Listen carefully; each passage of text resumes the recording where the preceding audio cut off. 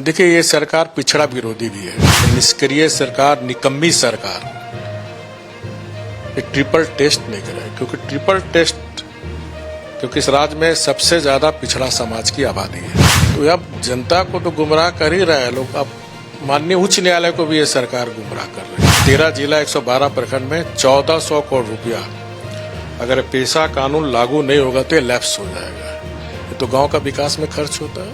जो हमारे माननीय मुख्यमंत्री जो आदिवासी मूलवासी के झारखंड मुक्ति मोर्चा कांग्रेस के लोग कहते हैं, ये आदिवासियों का अधिकार को छीनने का काम कर रहे हैं। ये जो बालू घाट है, इसकी नीलामी ग्राम सभा, अगर पैसा नियम लागू तो ग्राम सभा नीलामी करेगी। ये जो अवैध बालू जिससे प्रति वर्ष 2000-3000 करोड़ जो कांग्रेस और जेएमएम के लोगों के जेब में गया, जो बालू सिंडिकेट के द्वारा, इसकी सीबीआई से जांच हो। राज्य के दो प्रमुख ज्वलंत विषय, एक शहरी क्षेत्र का डेवलपमेंट नहीं होना और दूसरा कि ग्रामीण क्षेत्र का डेवलपमेंट नहीं होना, यानी कि पैसा कानून और दूसरा स्थानीय नगर निकाय के चुनाव। दोनों को लेकर के हाई कोर्ट इसके लिए संज्ञान ले ही रही है। दूसरी ओर प्रमुख विपक्षी पार्टी बीजेपी लगातार सरकार पर हावी दिख रही है। हमारे साथ पूर्व मुख्यमंत्री और राज्यपाल रह चुके हैं रघुवर दास सर हैं यहाँ उपस्थित। पेसा एक्ट पर काफी संजीदा दिख रहे थे। कई बार आदिवासी मूलवासी के साथ ग्रामीण क्षेत्रों में जाकर के बैठक की। आज सर ये दोनों विषय को लेकर के आपने सरकार पर हमला बोला है, आगे क्या रणनीति होगी? देखिए, भारत के संविधान ने जो हमारा आदिवासी, दलित, पिछड़ों, शोषित, वंचितों को जो अधिकार दिया है, उस अधिकार का पालन करना सरकार का कर्तव्य है। लेकिन जो वर्तमान में झारखंड मुक्ति मोर्चा कांग्रेस की सरकार चल रही है, क्योंकि हमारी सरकार के समय ही 2019 में, क्योंकि उसके पहले आदिवासी बुद्धिजीवी मंच हाईकोर्ट सुप्रीम कोर्ट में 5वीं अनुसूची को चैलेंज के लिए केस किया हुआ था, जिसके कारण हमारी सरकार निर्णय नहीं ले पाई। जब 2017 में हाईकोर्ट सुप्रीम कोर्ट डिसीजन आया कि झारखंड में 5वीं अनुसूची ही लागू होगा, तो 2018 में हमने सभी विभाग प्रारूप बनाया और सभी विभागों को मंतव्य के लिए भेजा था। तब तक चुनाव हुई, सरकार, नई सरकार बनी, फिर कोरोना आ गया। इस सरकार ने भी 2023 में उसी प्रारूप को लेकर आम जनता, सामाजिक संगठन से मंतव्य मांगा और सारे मंतव्य आने के बाद उस पंचायत नियमावली प्रारूप को विधि विभाग के पास भेजा। विधि विभाग के जो हमारे जनरल एडवोकेट जनरल, उन्होंने लिखित मंतव्य दिया कि ये जो नियमावली का प्रारूप है वो हाईकोर्ट और सुप्रीम के अनुरूप बना है, अब उसको सिर्फ कैबिनेट में लाना था। और ये सारी प्रक्रिया 2024 अप्रैल तक पूरी हो चुकी थी और ये सरकार टाल मटोल कर रही है। पेशा कानून लागू हो, इसको लेकर दुमका से लेकर रांची तक जो हमारा आदिवासी समाज है, जनजाति समाज का सामाजिक संगठन सड़क पर भी आंदोलन किया और 2024 से ही माननीय झारखंड उच्च न्यायालय में रीट के माध्यम से सुनवाई, और हमेशा सरकार कोई ना कोई बहाना, टाल मटोल नीति अपनाती रही और पेशा कानून नियमावली सूचित नहीं कर रहे। कल भी माननीय उच्च न्यायालय ने फटकार लगाते हुए जो बालू घाट, क्योंकि इस पेशा नियमावली कानून में ग्राम सभा को लघु खनिज निगम के अंतर्गत जो भी पड़ने वाले, वो ग्राम सभा के निगरानी में उसकी नीलामी होगी। उस पर माननीय उच्च न्यायालय ने कोई रोक लगाई और 2 सप्ताह का समय सरकार को दिया। कल भी सरकार ने माननीय उच्च न्यायालय को गुमराह करने का काम किया। उन्होंने कहा कितना विभाग से मंतव्य आ गया, इतना विभाग का मंतव्य नहीं आया।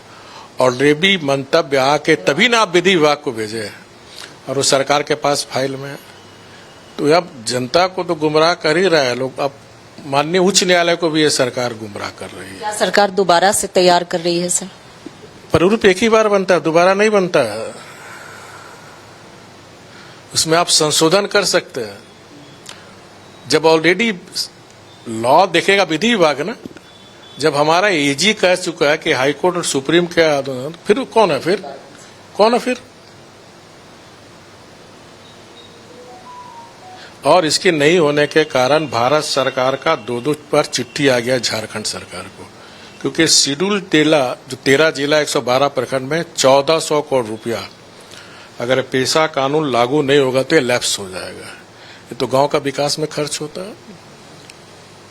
तो ये जो अपने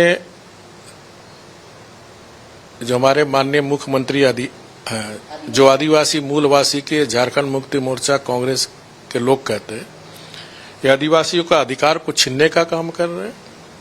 इसलिए लागू नहीं कर रहा है ताकि ये जो बालू घाट है इसकी नीलामी ग्राम सभा, अगर पेशा नियम लागू तो ग्राम सभा नीलामी करेगी। लेकिन अभी पेशा कानून लागू नहीं कर, अभी हाल में सरकार ने बालू घाट का नीलामी का जिसमें बोला 2000 से 3000 करोड़ प्रति वर्ष राजस्व आएगा। तो मेरी सरकार से भी मांग है, अब माननीय उच्च न्यायालय से भी अनुरोध होगा कि जो 6 वर्षों से ये जो अवैध बालू जिससे प्रति वर्ष 2000-3000 करोड़ जो कांग्रेस और जेएमएम के लोगों के जेब में गया, जो बालू सिंडिकेट के द्वारा, इसकी सीबीआई से जांच हो। ये तो हो गई पेशा नियमावली की बात। सरकार नहीं चाहती, सीधे तौर पर कहना है कि सरकार अपने आप को आदिवासी मूलवासी की हितैषी तो बताती है, लेकिन जब उनके लिए कार्य करने की बारी आती है तो वो पीछे हटती है, नहीं चाहती है कि पेशा नियमावली लागू हो। स्थानीय निकाय के चुनाव में सर, चूंकि निर्वाचन आयुक्त ही नहीं है, राज्य निर्वाचन आयुक्त नहीं है, आपने ट्रिपल टेस्ट की भी बातें कही, ये कहाँ पर सरकार अटक रही है या फंस रही है?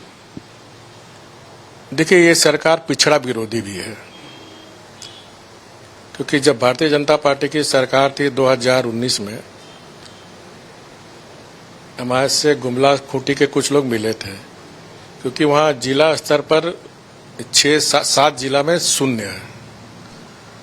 तो हमने हमारे चीफ सेक्रेटरी को कहा कि 7 जिले में या पूरे राज्य में आप आर्थिक सामाजिक सर्वेक्षण शुरू कराओ, ताकि आर्थिक और सामाजिक दृष्टिकोण से कितने पिछड़े हमारा पिछड़ा है। लेकिन ये सरकार आने के साथ ही उसको ठंडे बस्ते में डाल दिया। दूसरा, 2023 में ही स्थानीय निकाय का चुनाव का जो इलेक्टेड बॉडी था कार्यकाल समाप्त हो गया। सुप्रीम कोर्ट का है कि ट्रिपल टेस्ट होने के बाद ही स्थानीय निकाय का चुनाव, और आज तक ये सरकार, ये निष्क्रिय सरकार, निकम्मी सरकार, ये ट्रिपल टेस्ट नहीं कराए। क्योंकि इस राज्य में सबसे ज्यादा पिछड़ा समाज की आबादी है। तो स्थानीय निकाय चुनाव में ट्रिपल टेस्ट होने के बाद आरक्षण, ये सरकार पिछड़ों का आरक्षण विरोधी सरकार है। ये नहीं चाहती है कि स्थानीय निकाय का चुनाव, क्योंकि स्थानीय निकाय का चुनाव होगा तो शहर का विकास होगा। इसमें भी भारत सरकार 1600-1700 करोड़ रुपया शहर के विकास के लिए देगी जब चुनाव होंगे। तो पेशा कानून में 1400 करोड़ गांव के विकास के लिए, शहर के विकास के लिए स्थानीय निकाय चुनाव से 1600 करोड़ रुपए आएंगे। इससे भी हम वंचित हो रहे हैं। तो मेरी सरकार से मांग है कि अविलंब पेशा नियमावली अधिसूचित करो और स्थानीय निकाय चुनाव को ट्रिपल टेस्ट जारी कर स्थानीय निकाय भी चुनाव करो, ताकि देश में तीसरी सरकार, शहरी सरकार, गांव में पेशा नहीं बनकर गांव का जो आदि काल से जो स्वशासन परंपरा चले आ रही है वो लागू हो। तो ये 2 प्रमुख मांगे हैं, चाहे वो शहर के विकास की हो या फिर ग्रामीण क्षेत्रों के विकास की हो। तो सीधे तौर पर आरोप यही है कि आदिवासी विरोधी, मूलवासी विरोधी हैं, साथ ही साथ पिछड़ा और दलित विरोधी भी हैं। मांग है कि बालू के खेल में, बालू का जो सिंडिकेट चला है उसकी सीबीआई जांच हो, साथ ही साथ ये दोनों पेशा कानून लागू हो और स्थानीय नगर निकाय का चुनाव भी अविलंब कराया जाए। कैमरामैन राजा के साथ रुचि शर्मा, न्यूज 11 भारत, रांची।